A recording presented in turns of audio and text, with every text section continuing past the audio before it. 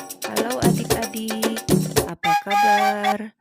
Semoga kalian selalu sehat dan bahagia. Kali ini Bunda cerita tentang kisah balas budi burung bangau. Dahulu kala di suatu tempat di Jepang, hidup seorang pemuda bernama Yosaku. Kerjanya mengambil kayu bakar di gunung dan menjualnya ke kota. Uang hasil penjualannya dibelikannya makanan. Terus seperti itu setiap harinya. Hingga pada suatu hari ketika ia berjalan pulang dari kota, ia melihat sesuatu yang menggelepar di atas salju. Setelah didekatinya, ternyata seekor burung bangau yang terjerat di perangkap sedang meronta-ronta. Yosaku segera melepaskan perangkap itu. Bangau itu sangat gembira. Ia berputar-putar di atas kepala Yosaku beberapa kali sebelum terbang ke angkasa. Karena cuaca yang sangat dingin, sesampainya di rumah, Yosaku segera menyalakan tungku api dan menyiapkan makan malam. Saat itu terdengar suara ketukan pintu di luar rumah.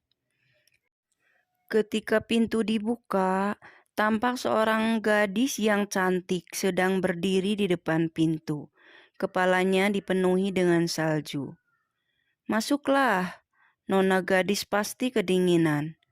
Silahkan hangatkan badanmu dekat tungku," ujar Yosaku.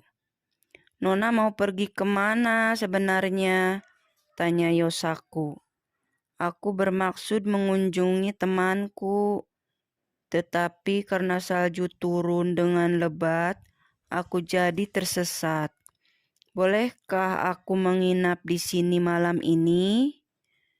"Boleh saja, Nona, tapi aku ini orang miskin, tak punya kasur dan makanan," kata Yosaku.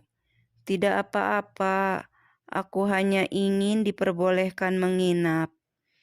Kemudian gadis itu merapikan kamarnya dan memasak makanan yang enak. Ketika terbangun keesokan harinya, gadis itu sudah menyiapkan nasi. Yosaku berpikir bahwa gadis itu akan segera pergi. Ia merasa kesepian. Salju terus turun dengan lebatnya. "Tinggallah di sini sampai salju reda." Setelah 5 hari berlalu, salju mereda. Gadis itu berkata kepada Yosaku, "Jadikan aku sebagai istrimu dan biarkan aku tinggal terus di rumah ini."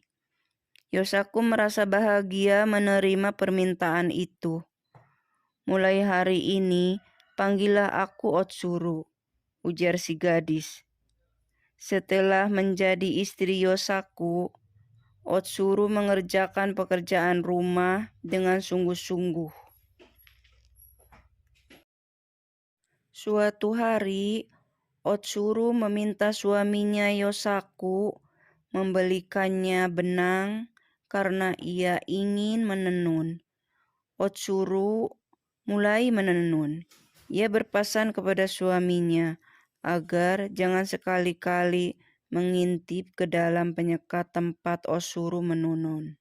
Setelah 3 hari berturut-turut menenun tanpa makan dan minum, akhirnya Otsuru keluar. Kain tenunannya sudah selesai. "Ini tenunan Aya Nishiki. Kalau dibawa ke kota pasti akan terjual dengan harga mahal." Yosaku sangat senang karena kain tenunannya dibeli orang dengan harga yang cukup mahal. Sebelum pulang, ia membeli bermacam-macam barang untuk dibawa pulang. "Berkat kamu, aku mendapatkan uang sebanyak ini. Terima kasih istriku." Tetapi sebenarnya para saudagar di kota menginginkan kain seperti itu lebih banyak lagi. Baiklah, aku akan buatkan, ujar Otsuru. Kain itu selesai pada hari keempat setelah Otsuru menenun. Tetapi tampak Otsuru tidak sehat dan tubuhnya menjadi kurus. Otsuru meminta suaminya untuk tidak memintanya menenun lagi. Di kota, sang saudagar meminta dibuatkan kain satu lagi untuk kimono Tuan Putri. Jika tidak, maka Yosaku akan dipenggal lehernya. Hal itu diceritakan Yosaku pada istrinya. Baiklah, akan kubuatkan lagi, tetapi hanya satu helai ya, kata Otsuru. Karena cemas dengan kondisi istrinya yang makin lemah dan kurus setiap habis menenun, Yosaku berkeinginan melihat ke dalam ruangan tenun. Tetapi ia sangat terkejut ketika yang dilihatnya di dalam ruangan menenun ternyata seekor bangau sedang mencabuti bulunya untuk ditenun menjadi kain, sehingga badan bangau itu hampir gundul kehabisan bulu. Bangau itu akhirnya sadar dirinya sedang diperhatikan oleh Yosaku.